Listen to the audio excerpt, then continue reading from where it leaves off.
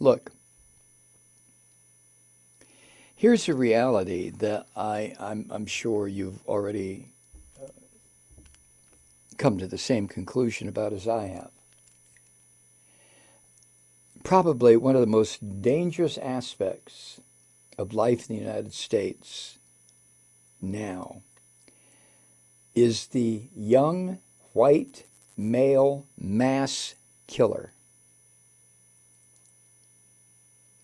When you go out and about, just going about your business, going to the store, going to a movie, going to a nightclub, going to a restaurant, going to hang out with friends, going for a walk down the street, going to the mall, you now have the risk. It may be a small risk, but it's there anyway. You have the risk of dying, being shot dead before you complete whatever it is you're about to do.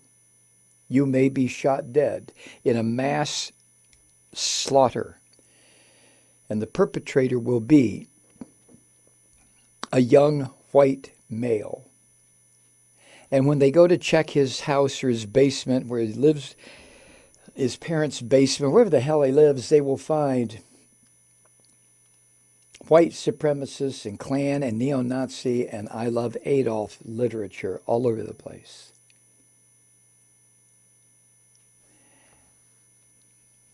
Petula Dvorak is a columnist for the Washington Post.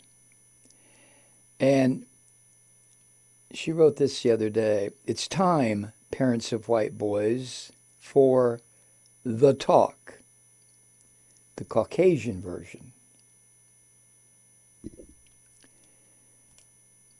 Because these seeds of white supremacy and neo-fascism, neo-Nazism, I Love Adolf, all this crap is being planted in teenage boys right now, white teenage boys in their own homes. They don't have to go to meetings. They have Instagram, Twitter, Facebook. All three social medias have become recruiting tools for hatred and mass death. You're aware of that, I'm sure. More people, she writes, have been killed in America by white right-wing extremists since the 9/11 attacks than by Islamist terrorists. Together now, 3, 2, 1. Duh. Yeah. And she writes this, which you've heard your humble and obedient servant say many times. Oh, but we're not racist, you say. Oh, our family is colorblind, you say. Oh, our son would never, you say. Huh? Right? That's what a lot of parents said before their kids got sucked into dark online worlds filled with people who seem to understand them, your son, who validated your white son's fears, reinforced their insecurities. That's what's happening to these young white boys. Are you aware of this, mom and dad or grandparents? I have an older demographic. I understand that. Maybe you have grandkids or nieces and nephews or grandnieces and nephews, whatever you have. If you have a young white boy in your family, your extended family, are you aware? If you're not, get aware of what they're being exposed to. The Christian Nazis in this country are after every single white boy's brain they can get their claws into. And they're using video gaming. Yes, they are. Yes, they are. They're using softcore porn. Yes, they are. That's what they're using. They're using all sorts of enticements to get your white son, grandson, nephew into their realm, and then they go to work on him. You know, I've been talking about the rise of fascism and neo-Nazism in this country since Clinton.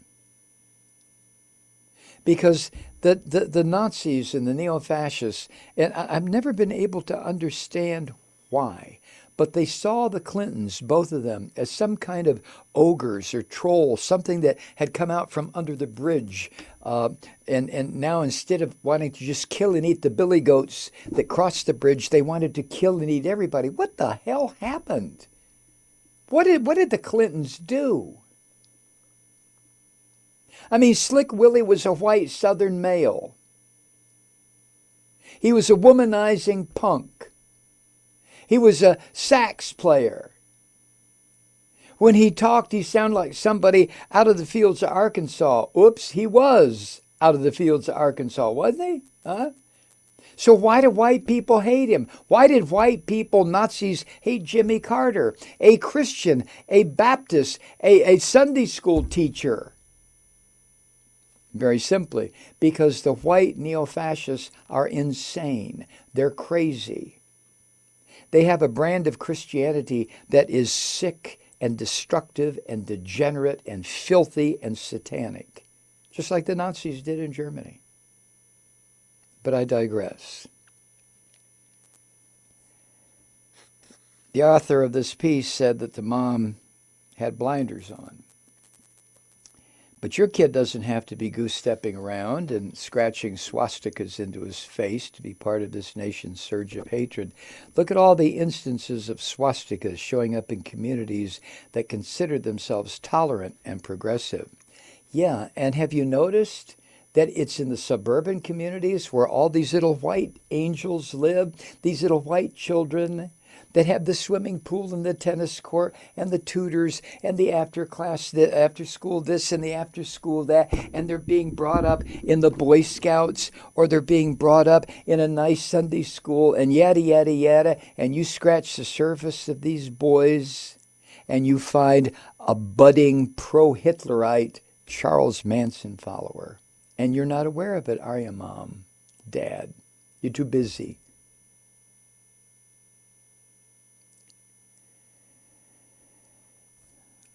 Writer goes on, yes, kids do learn racist behavior at home, but remember, the portal to the whole world is in your home too, in your pocket, in your purse, in your kid's backpack, in your kid's hip pocket.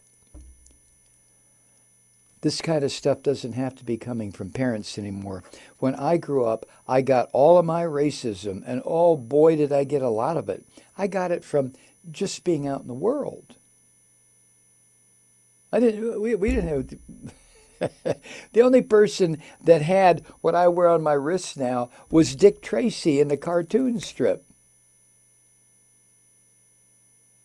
I had to get my racism firsthand from my old man, from the neighborhood, from my ethnic neighborhood, which at the time was a lot of Eastern European, a lot of people who had fled Nazism. And they came here. And native-borns. Oh, didn't they hate the niggers, though, huh? You got niggers over here! And they had just left a part of the world where they were the niggers. That's the thing about racism. It stops your brain from functioning the way evolution designed your brain. Oh, anyway. 2 years ago this week, Charlottesville was flooded with ordinary-looking guys carrying torches and chanting, "Jews will not replace us," and blood and soil. Blood and soil.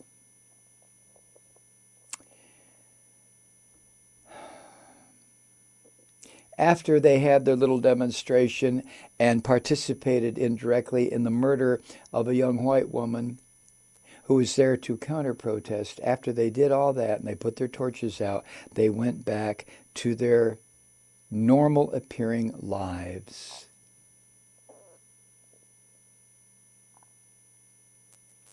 But their hate continued to be stoked online. The same kind of stuff your white son can get to every time he logs on.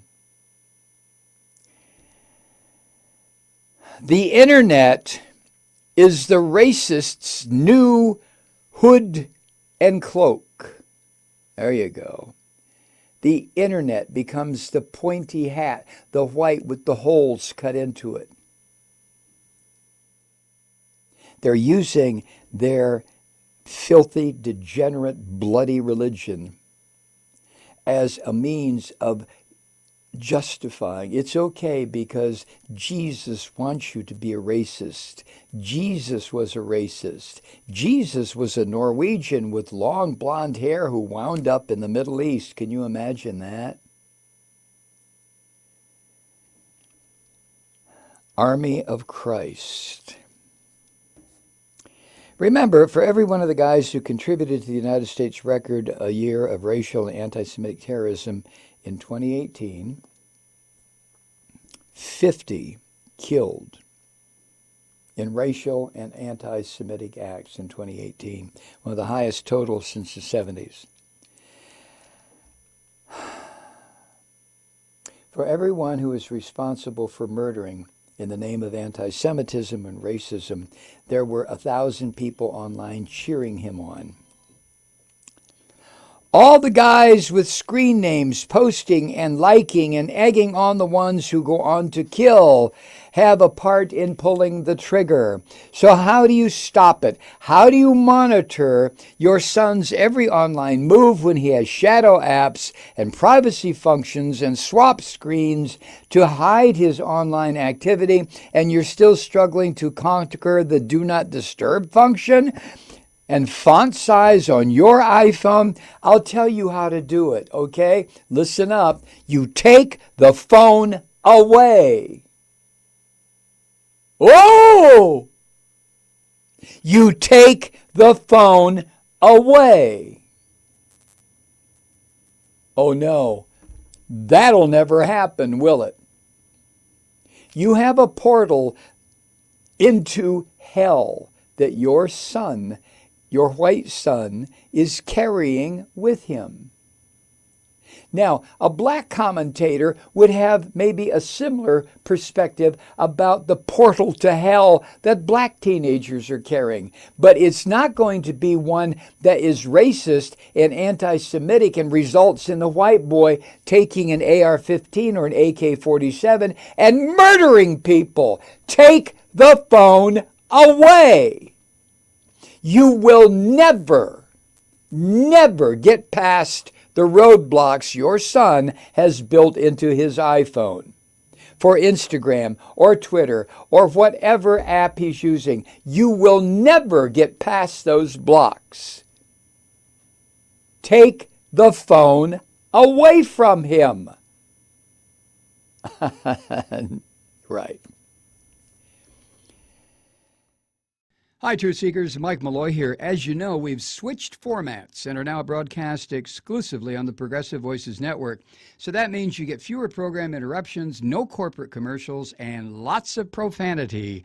But our format change also means some of our radio listeners no longer hear the program. It's been a while since I mentioned our podcasts, so you may have forgotten that there is a way to listen to this program anytime you need a good dose of screaming. Visit MikeMalloy.com and subscribe to our podcasts. You have your choice. You can listen to The Ranting with the audio podcast or listen and watch me lose control with a video podcast subscription. As a podcast subscriber, you can download the program to your mobile device and take me with you wherever you go. And if you have a friend who needs a dose of truth-seeking, you can give a gift subscription as well. That's MikeMalloy.com, and never miss a minute of the uncensored fun and frivolity.